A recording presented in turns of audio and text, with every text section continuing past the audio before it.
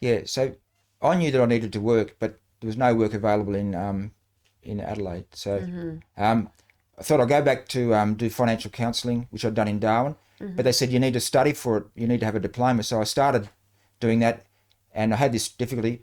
But during that, Jill saw a job advert for Somerville Community Services, who I worked for previously in Darwin. But this was in the Katherine office.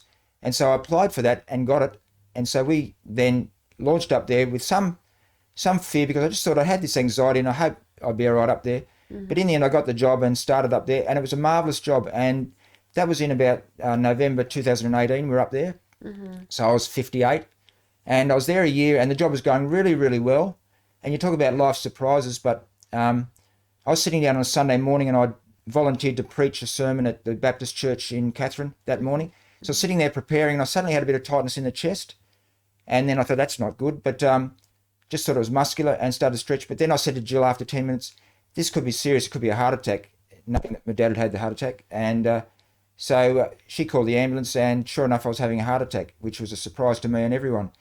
And so I was rushed to the hospital there, and then airlifted by chopper. First chopper ride I've had. But all I could see was the roof and people's knees right over. So it wasn't that exciting. Up to Darwin, and then the following day had a stent put in, and I felt fantastic. And in fact, a bit relieved, because all my life I've been thinking, what if I have a heart attack like Dad and die?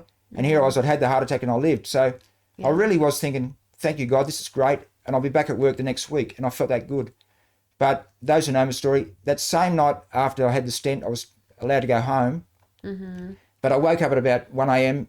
disorientated, and I was going around, and Jill woke up and said, what's wrong? And she recognised straight away that I had the facial palsy and weakness on the left side. And so I was having a stroke.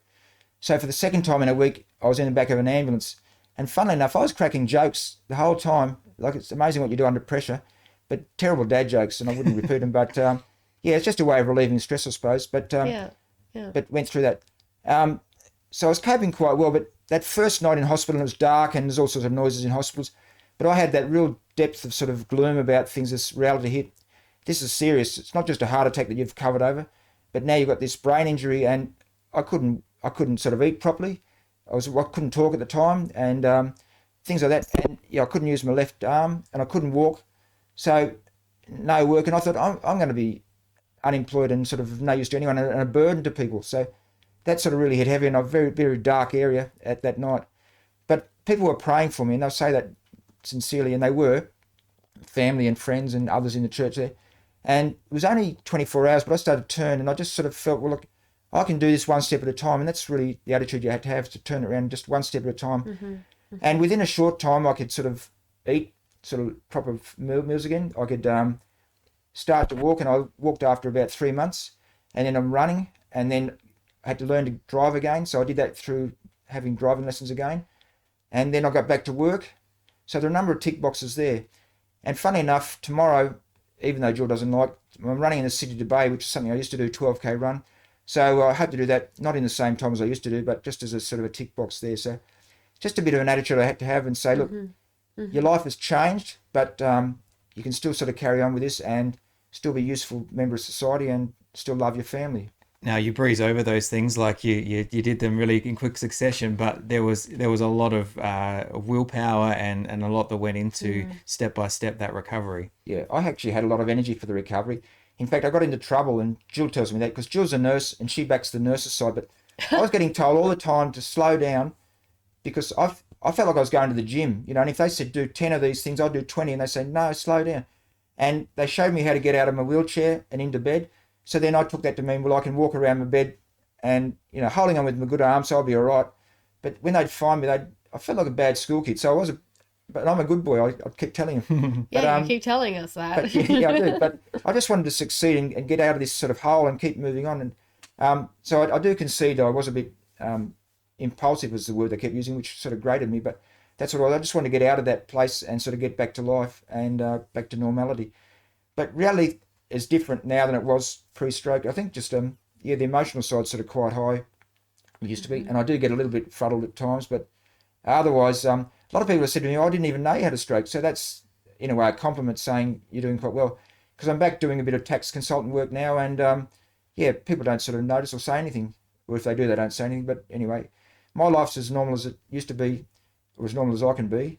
Yes, yeah. Whatever that means. Thank you for sharing your life Yeah. story with us. 50 minutes is not a lot of time to cover everything. But Peter, we know you've got some advice for us. So in the last 1 minute of our show today, if you had one piece of advice to share with those listening and watching, what would that be?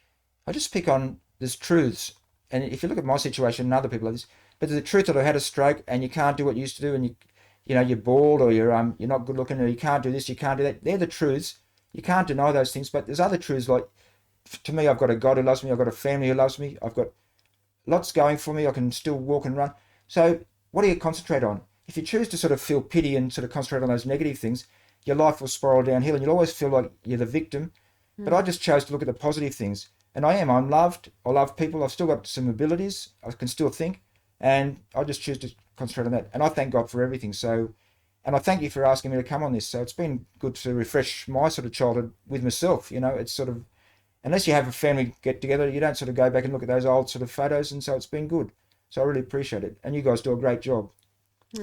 Well, thank you. Thanks, yeah. Peter. Well, I've learned some things along the way as well. You don't know all of those stories. Well, that's good. That's certainly some challenges there that you've faced. So thanks for being honest and sharing with everyone. We know our listeners from all walks of life, and we hope that's been encouraging to you.